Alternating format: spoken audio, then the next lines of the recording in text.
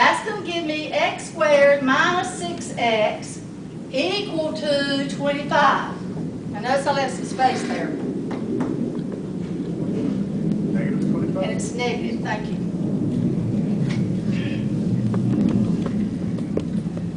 Okay, step 1, divide all the terms by your coefficient of your x squared. Step 2, after you've done that, then whatever constant term you end up with, take it to the other side of the equation. Now, for step 3, you're going to do some scratch work over here on the side. You don't want to get that confused in with your steps because it'll throw you off where you're supposed to be. We are going to force this. We're going to put something over here to force this to be 3 terms that will always factor as something in parentheses squared. Now think about what I just said. We're going to figure out what we can put right here. Now if we put it here, we're doing it both sides, remember?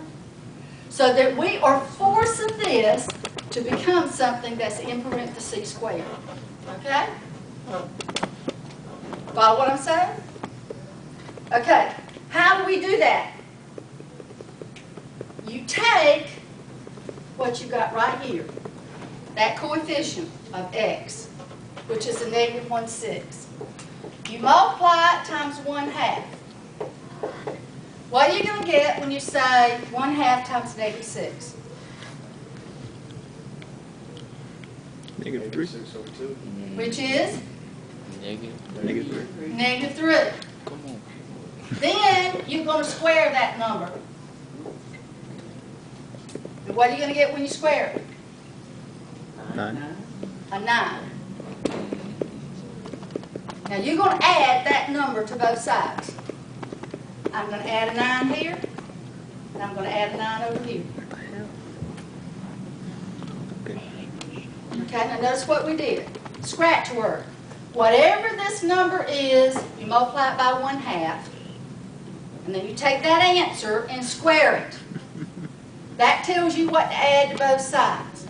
Now remember I said we're forcing this to become something in parentheses squared. So I don't have to worry about going through the steps and factoring it.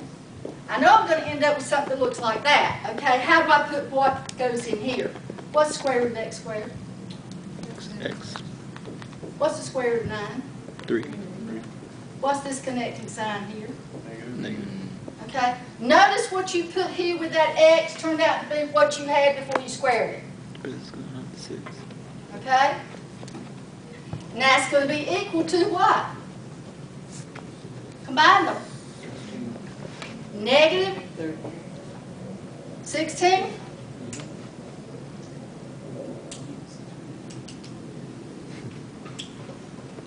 Square root. Plus or minus square root. X minus 3. Plus or minus what? 4.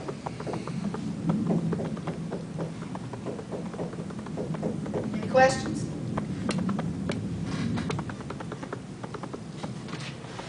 Now, let's see what happens when you've got that leading coefficient, something other than 1. All right? May I ask a question that maybe everybody Yes. else already knows and I'm the only one who doesn't? No, feel free to ask. I'm sure everybody else has got the same You question. got a 1/2 times the negative 6. Did you take that because the x was squared and you were taking half of the x? Or did you get the negative, or where did you get the 1/2 from? That's a very good question. If you had x minus 3 times x minus 3 and you're using the FOIL method, first times first is going to give you x squared. Now notice what happens next. If I say this times this, I'm getting negative 3x. That's your outside and outside. If I say this times this, I'm also getting a negative 3x. So this middle term turns out to be double the 3x, doesn't it? So to go in reverse, I do the opposite of that, which is take 1/2. Okay. Okay, that's the pattern that you're doing. You will always do 1/2 because you're going to force it to become this thing as a factor. So you always Always use 1/2, yes. That's where it comes from. Okay. I just didn't know if that was some number you made up or if it was always one. No, it's always going to be. I don't even know. I Okay. don't even have any answers. Using this technique, let's look at, I'm not gonna sit down tonight. Figure this let's shit out. see. I'll give you the way to jailbreak it. You got the way to jailbreak it? I did it myself. No, you do it? that'd be basically the same thing. You gotta go on your computer, do some stuff. Oh. No, man. Never. heard of 29. that. Yeah. Page 93, number 29.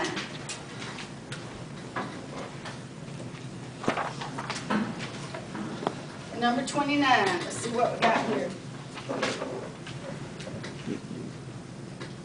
We have 2 b squared plus tan b Where'd you get the plus brightness 5 from? Where'd you get the brightness from?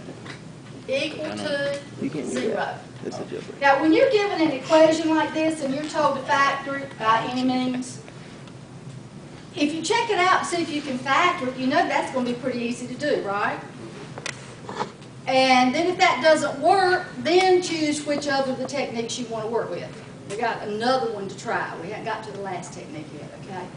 So right now you got factoring, you got the square root technique, and you got completing the square, okay? You were specifically told to do these by completing the square, I believe. That's what we're going to do this one by now. Yeah, completing the square. So what was step 1? What did you write down for step 1? Yeah. Divide every term by the leading coefficient. So, if you're following that true to what it says, you would have 2b squared divided by 2. Now, I know some of you can do this in your head, but for those that may still be having some difficulty, because you learn more visually, that's the reason I put it up here. Every single term.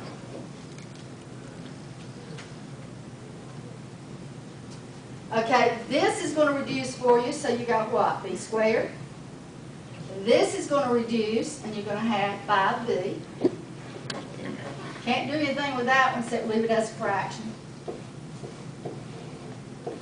And that's still going to be a 0. Now, what was step 2? Divide by the. Yeah. Take that constant term to the other side. It's added, so we're going to subtract it from both sides.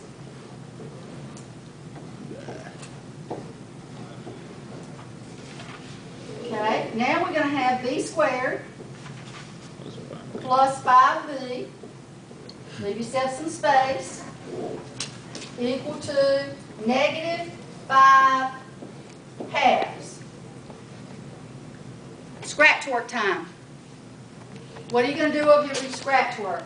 We know you got multiply 1/2 times something. Okay? What are you multiplying 1/2 times over here? Times that 5 right there.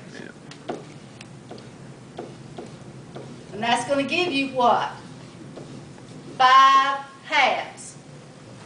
Then what are you going to do with it? What'd you do with the constant in the other one? You square it. 5 halves, what you got when you multiply times 1/2. If you square it, you're going to get 25 over 4.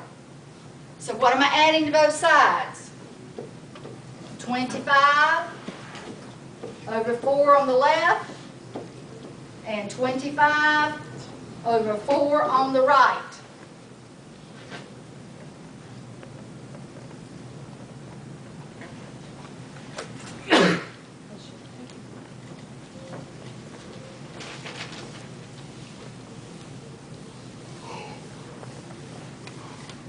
Okay? Now remember, we have forced that thing on the left to be a special kind of polynomial. If you have b squared, I'm just recopying right now, 5b plus 25 over 4 equal negative 5 halves plus 25 over 4. This is going to factor, and it should always factor into something times itself. What's it going to be? Square root of that is going to be a b. What did you have before you squared this?